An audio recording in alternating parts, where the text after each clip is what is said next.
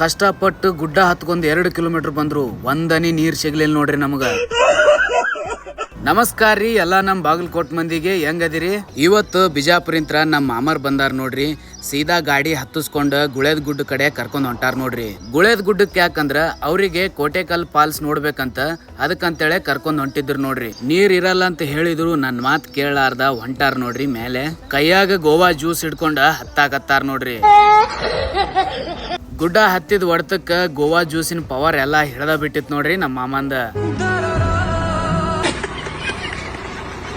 ಜೈ Shriram ಅನ್ಕೋತ spot ಕಡೆ ಬಂದೇ ಬಿಟ್ಟಿವ್ ನೋಡ್ರಿ. ಬಂದ್ ನೋಡಿದ್ರ ಒಂದ್ ಹನಿ ನೀರ್ ಇಲ್ರಿ. ನೋಡಿ ಮಂಗ್ಯಾನ ಆಗ್ಬಿಟ್ರಿ ಅವ್ರ. ಒಂದ್ಸಲ ಅವ್ರ ಮನದಾಳದ ಮಾತ್ ಕೇಳ್ರಿ. 2 ಕಿಲೋಮೀಟರ್ ನಡ್ಕೋತ ಬಂದಿವ್ ಗುಳೇದ್ ಗುಡ್ಡ ವಾಟರ್ ಫಾಲ್ಸ್ ನೋಡಕ್. ನೋಡ್ರಿ ಇಲ್ಲೆಲ್ಲ ಮಳಿ ಇಲ್ಲ ಏನಿಲ್ಲ. ಅದಕ್ಕ ಅನ್ನೋದು ಸಣ್ಣವ್ರ ಮಾತ್ ಕೇಳ್ಬೇಕಂತ. ಇದಾಗಿತ್ತು ಇವತ್ತಿನ ಒಂದು ಸಣ್ಣ ಲಾಗ್. Thank you. ಜನಗಳು ಹೋಗು ಅನ್ನಕ್ ಮುಂಚೆ ನಾನು ಹೊಟ್ಟೋಗ್ಬಿಡ್ಬೇಕು. ಖತಮ್. ಬಾಯ್ ಬಾಯ್, ಟಾಟಾ, ಗುಡ್ ಬಾಯ್.